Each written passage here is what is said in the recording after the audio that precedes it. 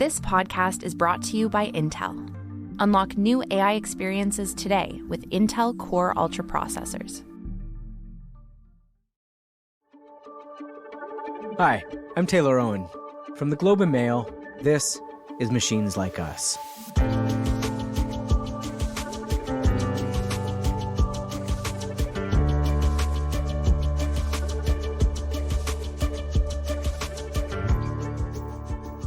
So it seems like the loudest voices in AI often fall into one of two groups. There are the boomers, the techno-optimists that think AI is going to bring us into an era of untold prosperity. And then there are the doomers, who think there's a good chance AI is going to lead to the end of humanity as we know it. While these two camps are in many ways completely at odds with one another, they do share one thing in common. They both buy into the hype of artificial intelligence. But when you dig a little deeper, it becomes clear that both of these visions, the utopian one and the doomy one, are based on some pretty tenuous assumptions. For the past decade, Kate Crawford has been trying to understand how AI systems are actually built. She's the co-founder of the AI Now Institute, a leading AI researcher at Microsoft, and the author of Atlas of AI, Power, Politics, and the Planetary Cost of AI. Crawford was studying AI long before this most recent hype cycle. So I wanted to have her on the show to explain how AI really works. Because even though it can seem like magic, AI actually relies on huge amounts of our data, cheap labor, and natural resources. She calls it the largest superstructure humans have ever built. Which means that even if AI doesn't lead to utopia or take over the world, it is transforming our planet. And that's something we should be paying attention to.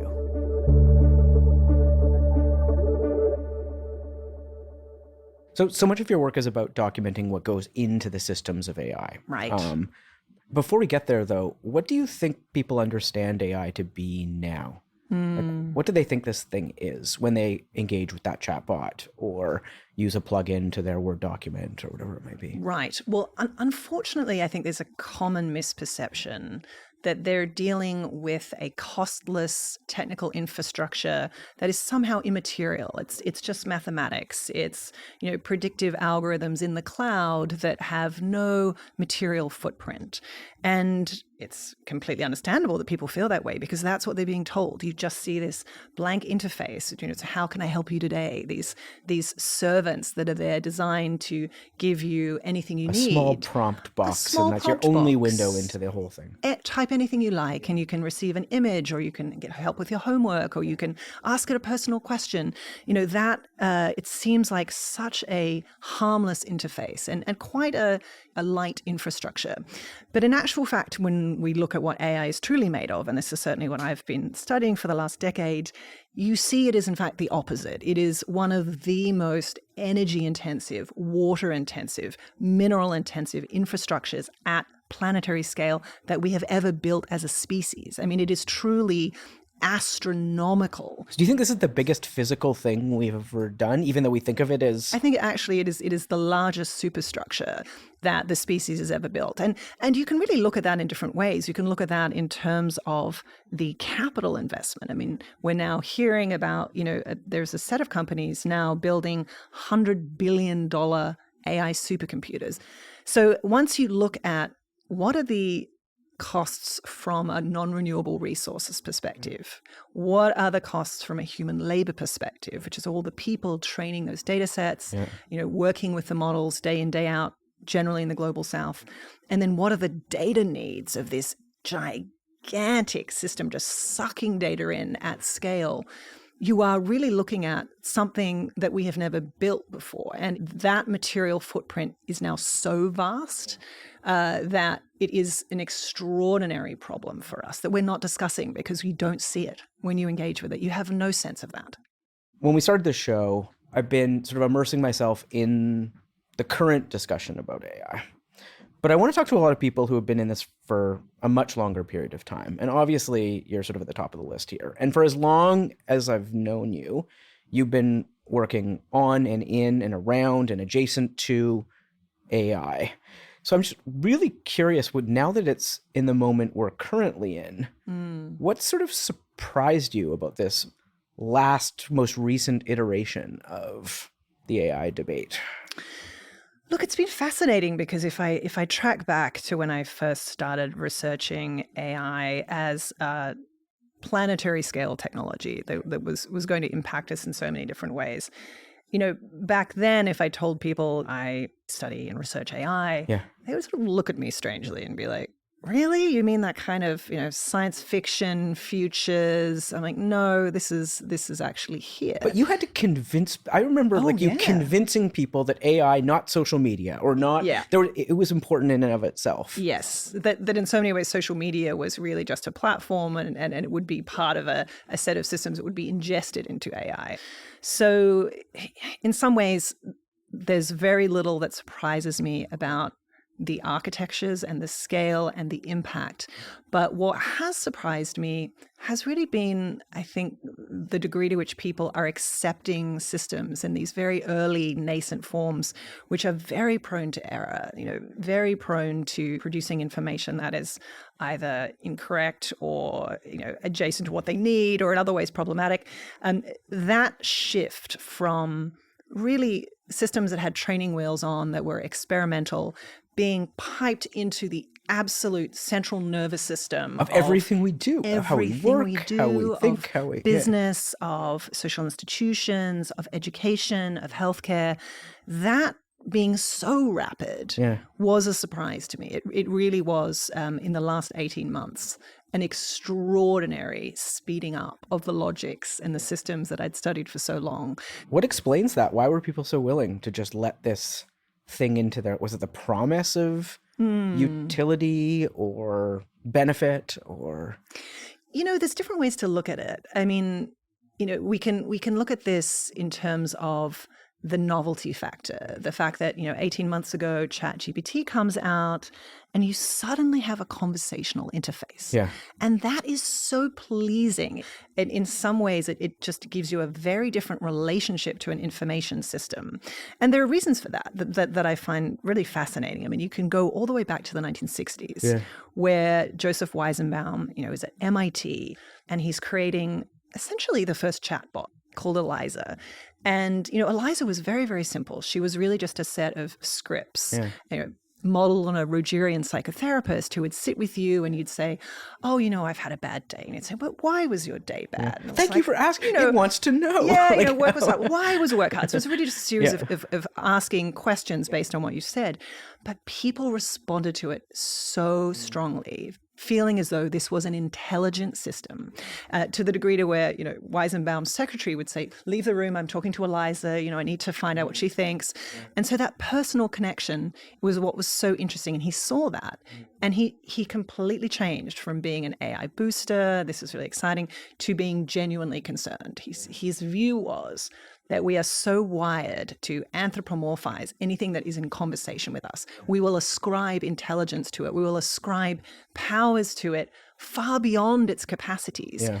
And what he saw then is exactly what we have seen so far, that conversational interface means that people ascribe far greater capacities to it and are far more forgiving and feel as though they are dealing with, if not a human, certainly an anthropomorphic entity. Because humans make mistakes. So why wouldn't this thing that I'm engaging with make mistakes? Precisely. We're deeply, in some ways, we are very forgiving of those mistakes, even when a system is telling us to, eat rocks or put glue on a pizza, which indeed they have been.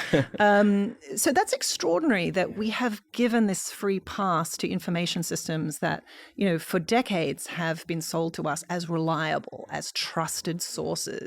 That when they suddenly flip into this conversational mode and start giving us answers that are hallucinatory, deeply problematic, in some cases directly harmful, that there's a kind of, oh, well, we're just learning. This is how it goes. Collectively, we're all in this together. Precisely. We can't get it. Precisely. So, OpenAI would say they didn't think the initial ChatGPT was going to have that effect. Right. Is that What do you make of that? I believe them. I mean, I absolutely believe them. I think in so many ways, I mean, you can see what happened with ChatGPT. It didn't even have the technical infrastructure to scale to 100 million people in 2 months. They weren't ready. And then you can see what happened. But it sounds like they should have been if they'd looked at like a moment of that history of our relationship with these kinds of technologies. You could say that, Yeah. but I do think it certainly surprised them.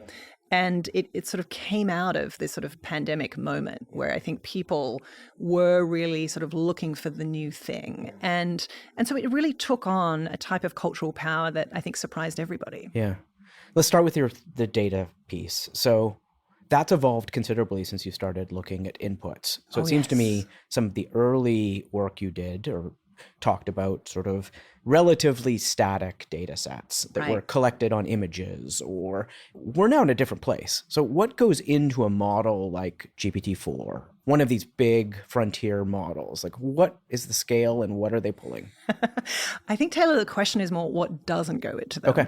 I mean, these are giant maws that are ingesting literally everything. So we moved from the sorts of what are called training data sets, the data sets that are used to train AI models to interpret the world. Which seemed huge at the time. When I began studying them. I began by studying ImageNet, which had 14 million images and text captions. That's so quaint. It seemed vast. I mean, it took me years to study that data set and to find all of the problems with it.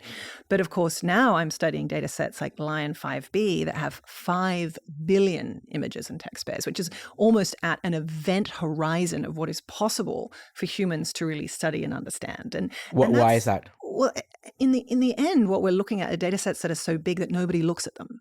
It literally is the internet. So these are internet-scaled data sets. That is to say, every YouTube video, every Reddit post, every news article, every image that you can pull off any social media site. And now, of course, it's audio as well. It's every podcast. You know, terrifyingly, this indeed may also become part of what trains an AI system. So you are looking at every form of what we used to think of quaintly as media is now this kind of material input. It is this stuff that AI is made of. What's excluded from those data sets now? So what don't they? I understand that's everything on the internet ever. Right. And that's a lot of things. Right. But it's not everything. So like not. What aspects of our lives and our cultural creation, our histories aren't in these data sets?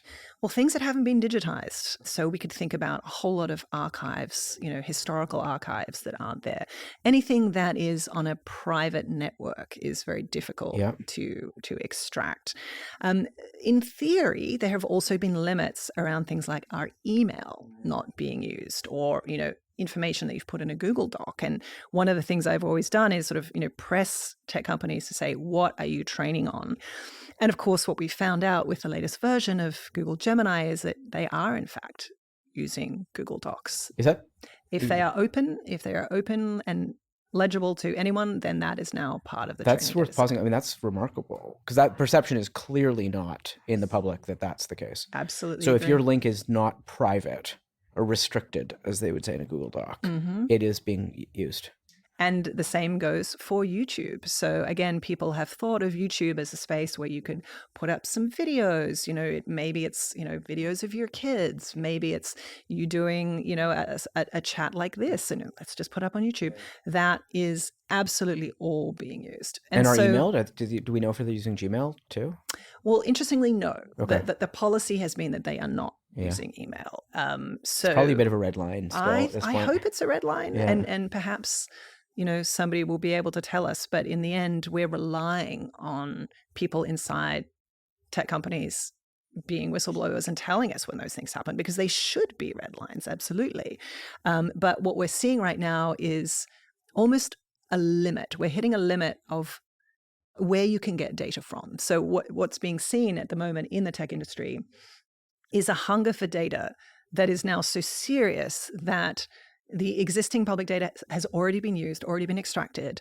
So now it's how do we get to private data? And so interestingly, what we've seen in the case of Meta, for example, is that they were very seriously considering buying Simon & Schuster, the publisher, just to get all of the data to say, we can digitize and I use mean, all it's of these probably books. cheap when you look at it in the realm of tech acquisitions. Like, I can't imagine it's Right. that expensive. That's for correct. them. So, but this is just a tiny inkling of what's happening, which is there is an enormous number, thousands upon thousands of deals that are being cut as we speak of tech companies trying to get to information sources that are So that's not why you see the public. journalism deals, for example, or are Precisely. they going into archives? And are they Academic heading journals are extremely in demand right now. It's funny, which is hilarious. Those of us in the academy have always been told that the average journal article is only read by 5 or 6 people. And of course, now these are the hottest properties. Now we can appear in a hallucination free of charge. Now your information can be used to to create potentially really problematic misinformation.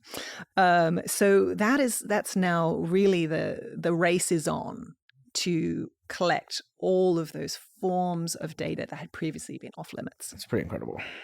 Yeah. One of the early concerns of these data were that they had biases embedded in them. They were exclusionary for all sorts of people who didn't participate in the creation of them. Now we have way more data.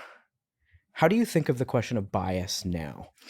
It's interesting. I think that the problem of bias is absolutely inherent in the way that these systems work. And of course, the narrative that we've been told for a very long time is that the more data we have, the less biased they will become. Yeah.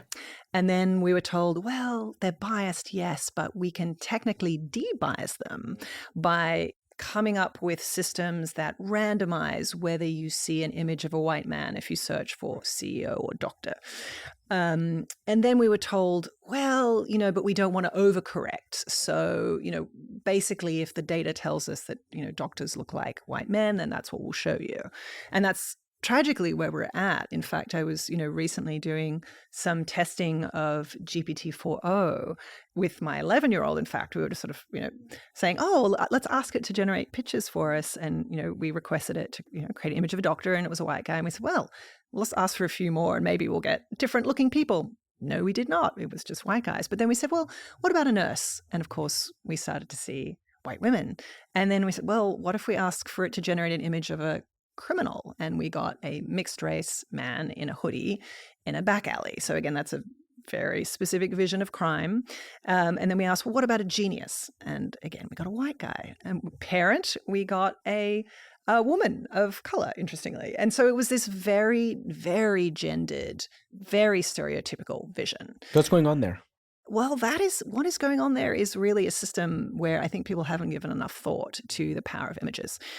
Many years ago now, I wrote a paper with a couple of colleagues where we really looked at basically the idea of representational harm, how systems represent the world can actually ingrain forms of harm. This goes beyond the idea of bias, but actually, what is the work that images do in the world? And this is something that we're seeing over and over again, is that I think not enough thought is being given to the fact that the minute you are taking a request from a text box and generating an image, you are taking a position on what the world actually looks like. And that is a form of politics. So these systems are really political engines, and they're so rarely thought of as such that those decisions that are made in small rooms of, a few people in a tech company are actually deciding what the world looks like and how we will see others and see ourselves. That is a profound responsibility that I think in so many ways is being, at the very least, underrated in terms of just how powerful that is. Is the Grok Gemini debate a manifestation of this? Right. I mean, we have Google's AI, Gemini, being criticized for being too woke, for generating images of black Nazis. And on the other side, we have Elon Musk's AI, Grok, which has been designed to be explicitly anti-woke. So is this debate surfacing the politics of these systems? Right. I mean, it's interesting because, of course, their vision of politics is the decision of, whether or not a model is going to allow for forms of racist or sexist speech.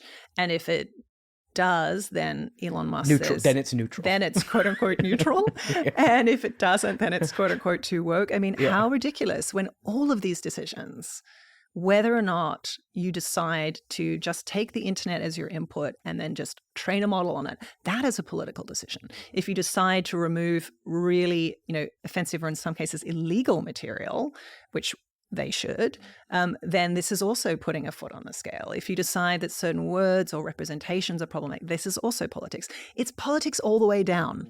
And so that's the realization that I'm hoping people are now starting to have, that the minute you train a system, you're making a set of political decisions that will impact the world more broadly. And this is actually quite new because in many cases, if we rewind even just 10, 15 years ago, so many of these models were just in labs. And now these models are being generated and then released very quickly to live test them on an audience of billions of people. And so that's what we're starting to see as well, is that, models will get released that are clearly not ready for prime time. Gemini, was withdrawn initially because it was, again, so, shall we say, ham-fistedly attempting to shift representation such that if you'd said, show me a Civil War general, you would see a black woman on a horse and you'd be like, wait a minute, this actually doesn't make sense. You can see what they're trying to do. They're trying to Was it a human that would have, how did that happen? What's your analysis of how that happened? Right. Well, that's created by something called prompt injection.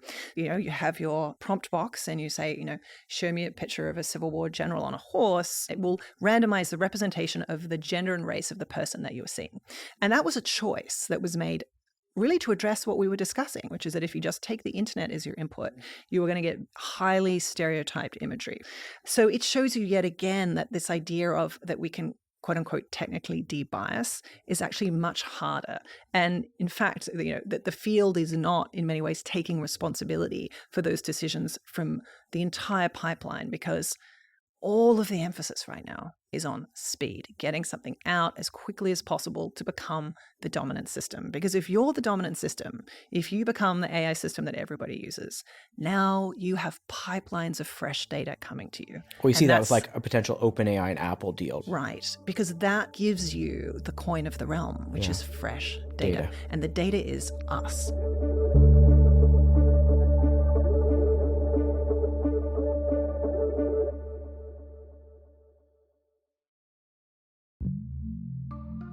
When we think of AI today, it's often in terms of cloud computing or ChatGPT. Yet we're on the brink of AI becoming integral to our lives, much like the internet 25 years ago. Join us at the conclusion of this episode as we discuss Intel's ambitious mission to bring AI everywhere with Asma Aziz, who leads marketing for North America at Intel. We'll be talking about how this transformative technology is shaping our world, and more importantly, how you, as an individual or business, can leverage it to your advantage. Stay tuned for more.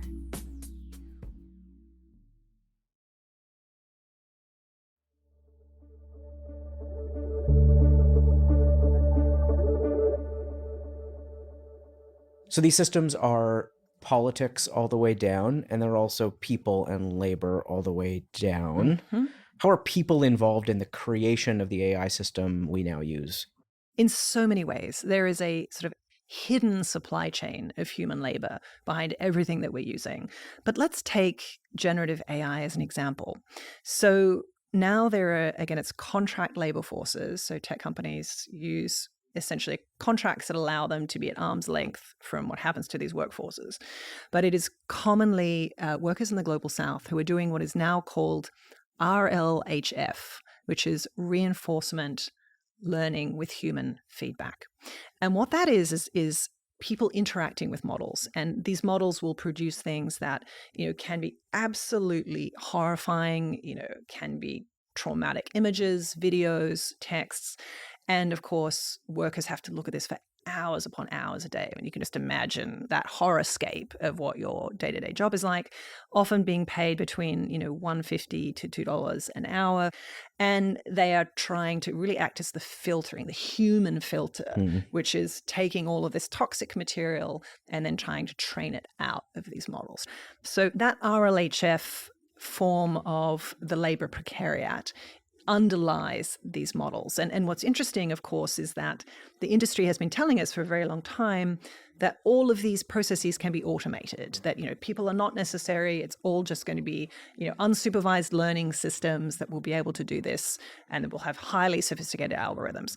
Actually, the opposite is happening, and that you're seeing an enormous increase in the number of what are called crowd laborers doing this work. And we don't really have clear data on how many, because of course this work is often kept very secret. In fact, crowd workers are often told that they can't disclose what they do. They can't even talk to their families about, who they're working for and the work that they do. They have very little rights. They in many cases are told they can't unionize, they can't strike. And so this kind of work is kept in many ways invisible. But we know from a recent Google paper that the workforce is at least in the millions. So we're talking about a lot of people. Yeah. In the Google context or in the global? No, they were speaking of the global system. So I'm kind of confused because I understood how labor was used for content moderation when we were talking about social media, because people were given a similar model, people mostly in the global south in large content moderation enterprises as low-paid, precarious workers following a manual on what was allowed versus not allowed in the terms of service of that company and making those decisions in a human way. When a lot of that was pointed out and made visible, companies argued, well, AI is going to fix this, right? We're not going to need all these people to do this. AI is this thing that's going to do it. But it seems like now was that just a head fake? Are they now just putting it in AI model training, which is just the same thing, the same kind of horrific content moderation that was happening in this other place? This gets down to a question of semantics. I mean, if you call it content moderation, this is something that we've associated with social media. Yeah. If you call RLHF, that's a different category, but actually it's the same thing. So it's that this category of labor has grown and expanded and become less visible. So, it's interesting. Oxford University has a group called the Fair Work Group, which has been tracking the data platforms for this type of crowd work across, I believe it's around 33 countries.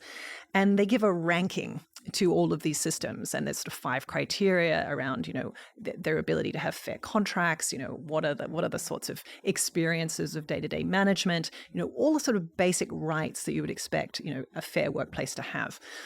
And they ranked these systems and they found not a single one got to a passing grade. And so effectively in this new world of AI crowd labor, it is getting a failing grade across the board. So beyond just model training or content moderation, whatever it might be, there's a ton of free labor going into these systems. That's whether it's ours. What would it mean to even cost? Would it just break the entire model if we actually costed the inputs into these systems properly? Some economists have tried to do this, and there have been some attempts to really think about data as labor.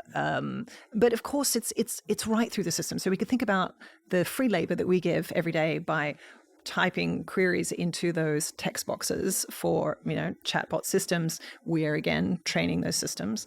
But we could also think about all of our content, all of our messages on message Slack boards, messages our the Slack other day, messages, our Zoom calls, our open Google Docs. I mean, all of these things that we have been creating are now being monetized, but none of that monetization is going back to the original creators. And of course, we could take that all the way out to, our most well-known creators are actors like Scarlett Johansson, or we could think about, musicians whose work is now being used to create models to, instantly create music where no human creator is being recognized. So this is right to the heart of the debate right now, which is why have we all created so much in terms of written work, songs, plays, videos, which is now being monetized, but none of that is going back to the creators. And it really is cutting to the core of a crisis that is happening in intellectual property law right now, which is, to me, absolutely fascinating and something that I've, I agree. I've written about with legal scholars in terms of looking at the fact that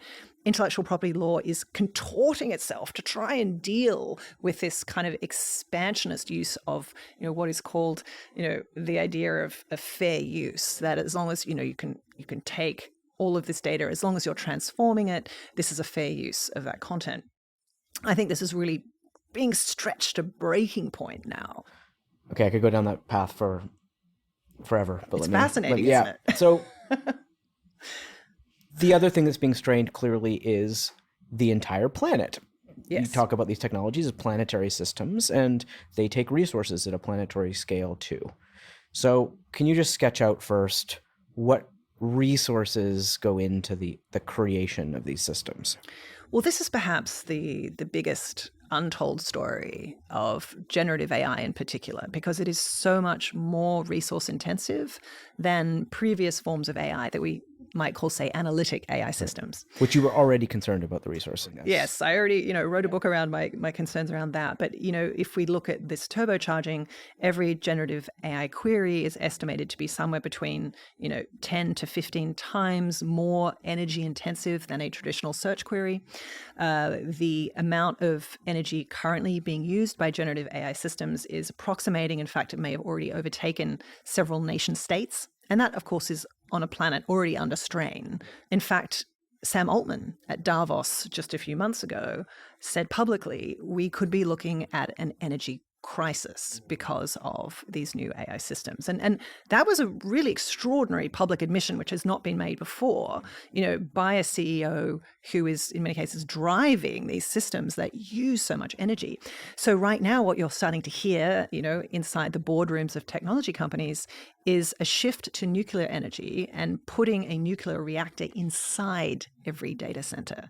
And of course, huge problems with this. What could possibly go wrong, you might think.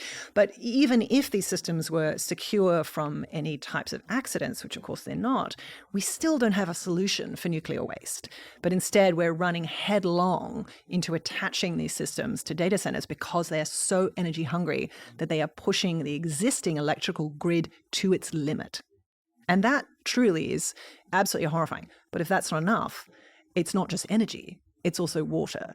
Because these systems require so much energy to run, that also produces heat as a waste product. So how do you cool these systems down? You do it with fresh water. That's coming from the same water supplies as our drinking water. And so there's been a series of lawsuits trying to find out exactly how much drinking water these large-scale data centers are using. And in fact, one in Oregon that was looking at a data center owned by Google in the Dallas found that it was using, I think it's close to sort of 28% of the drinking water of the region just to cool down that data center. And that is in an area that's already in a multi-year drought.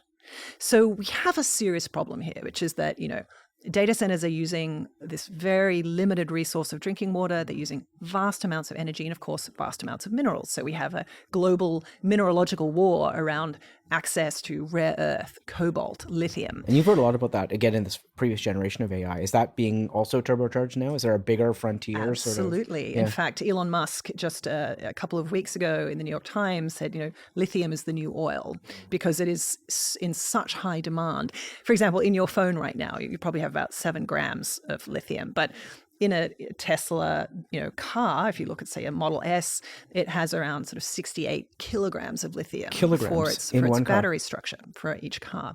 So we're using an enormous amount of these minerals, which we know are in short supply. And it depends who you believe, but there have been studies by places like the University of Augsburg that showed that, we're looking at hitting an absolute limit where we start to run out of lithium by around 2100. I mean, that's tomorrow in, historical terms.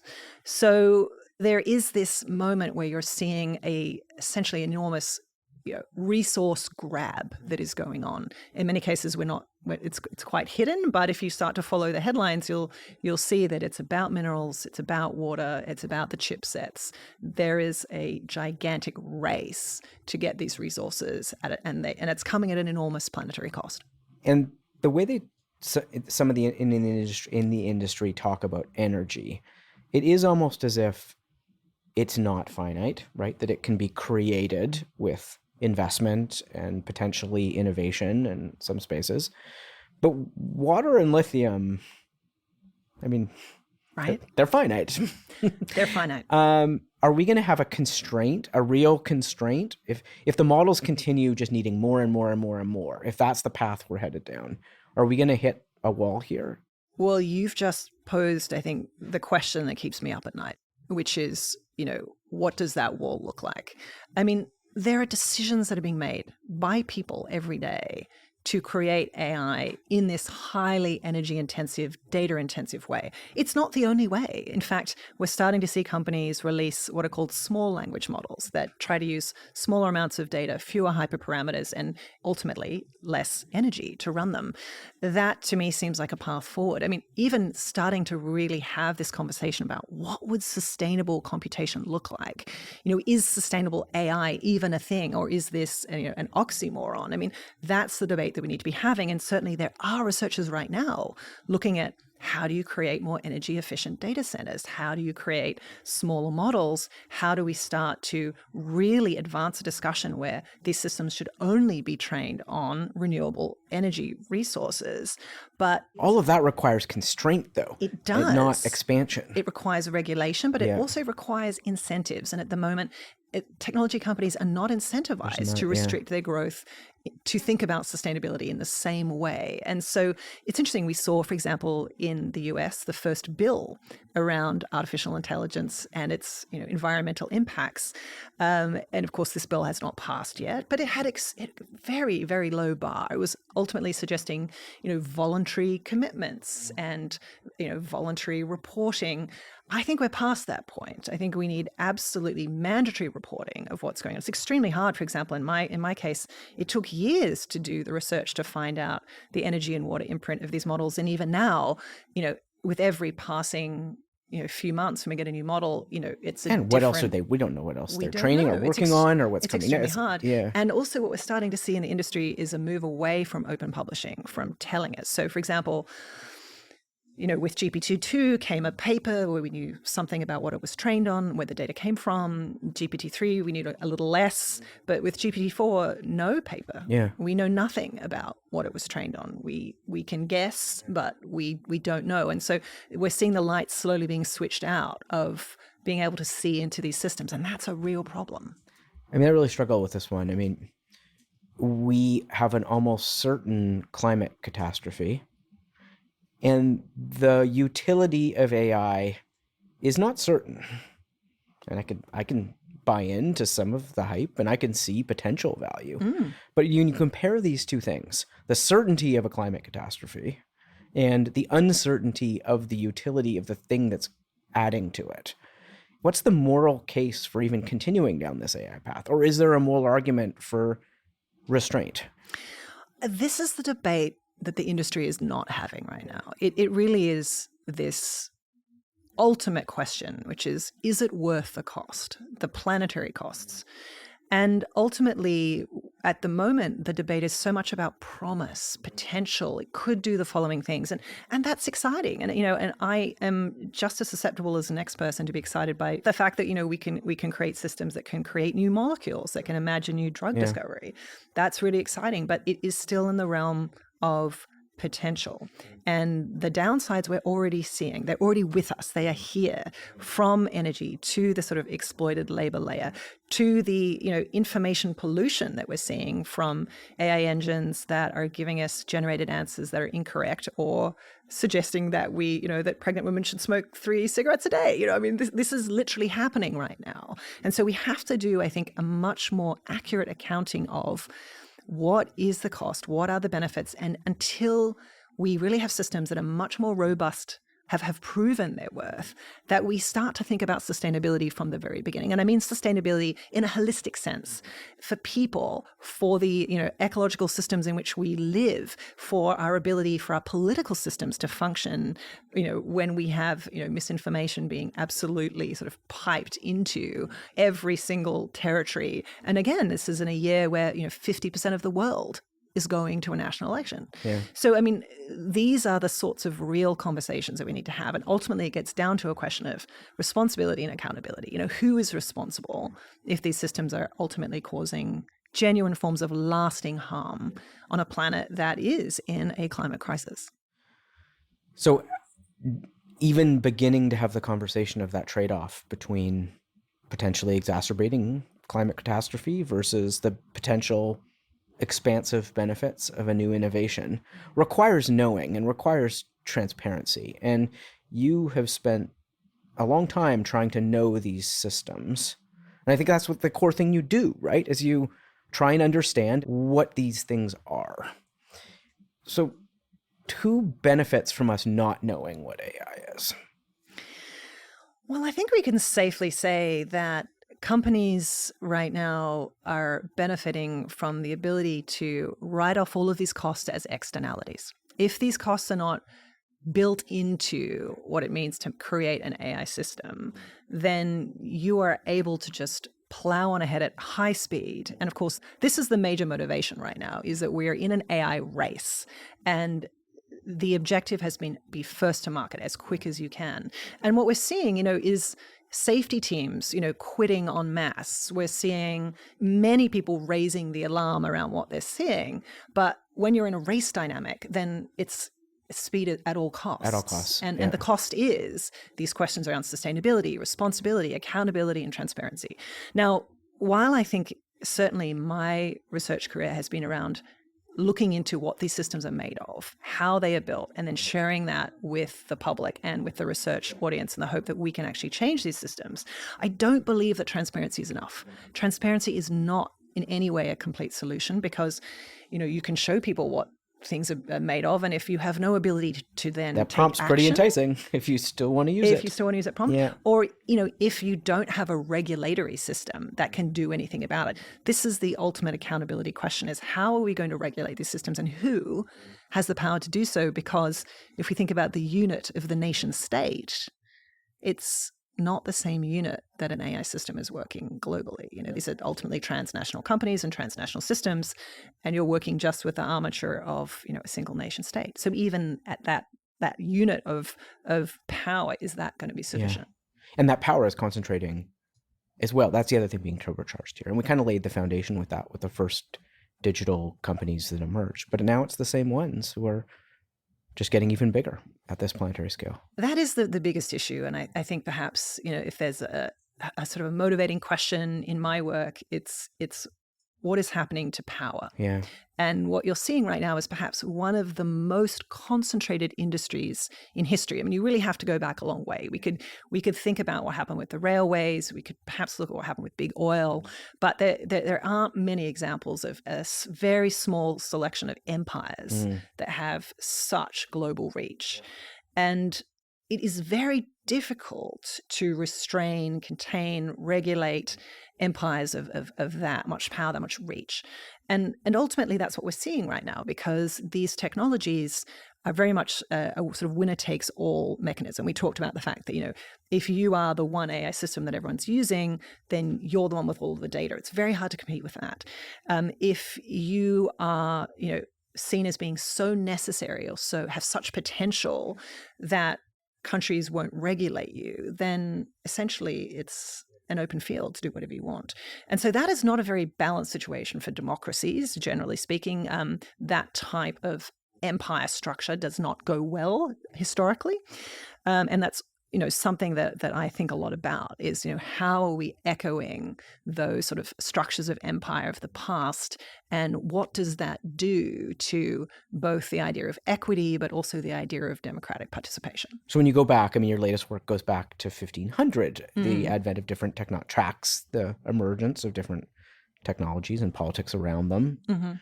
Are there moments in that history where a new technology didn't concentrate power? Or is that just the constant thing that happens? Is like new thing, more power to the people who can take advantage of it? Well, of course, there have been many technologies that died on the vine, and perhaps that's also a set of stories worth telling, right, because there is a trap, I think, where we believe that every technology is inevitable. If it can be done, it will be done, and I think we have to resist that. We have to, in many ways, question that inevitability narrative to say, actually, there have been many instances where, we as a species decided that a technology needed to be restrained, or in some cases tightly regulated. I mean, we could nuclear weapons is the obvious one, but what are some other examples of that? We could even think about the seatbelt. I mean, of course, the car was invented and popularized long before the seatbelt, and that came much later as a sort of a realization that the death rate of this system is simply not acceptable.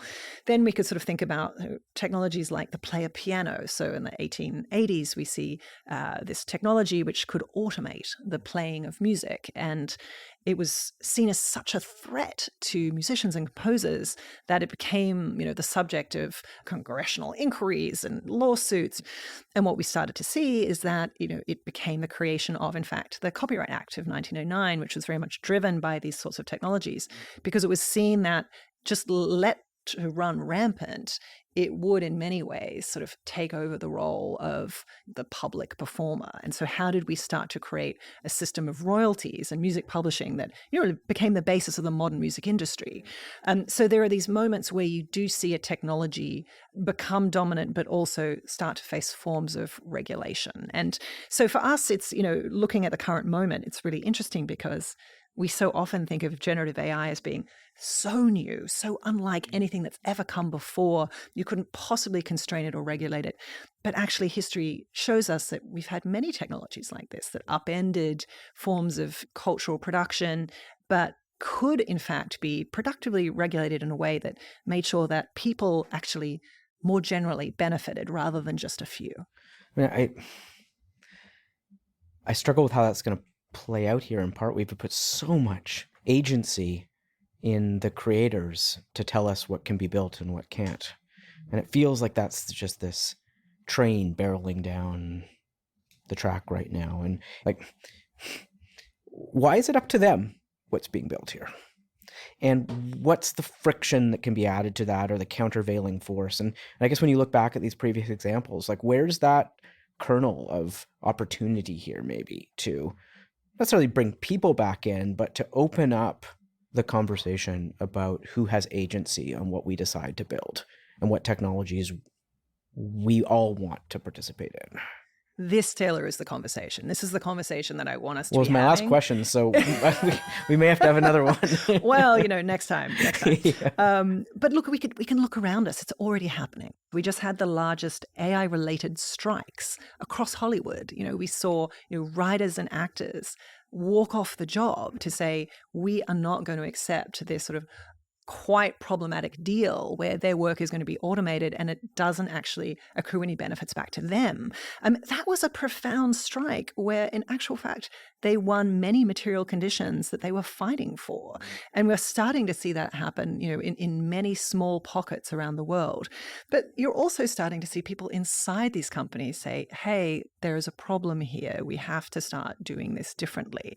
But in the end, it's going to have to be collective action. It's going to have to be at the point where people are saying we want to see, large-scale policies around how these systems are built that have real impacts. Because right now, so much of that is happening out of sight that people are simply unaware.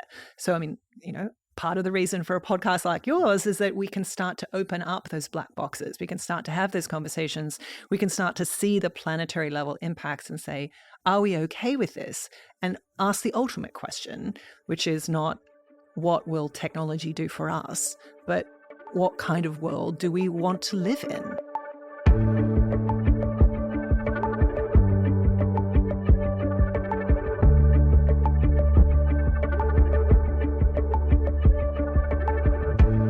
Machines Like Us is produced by Paradigms in collaboration with the Globe and Mail. The show is produced by Mitchell Stewart. Our associate producer is Sequoia Kim. Executive producers are Kathleen Goldhar and James Millward. Our theme song is by Chris Kelly. A special thanks to Matt Frainer and the team at the Globe and Mail. If you liked the interview you just heard, please subscribe or leave a rating or a comment. It really helps us get the show to as many people as possible.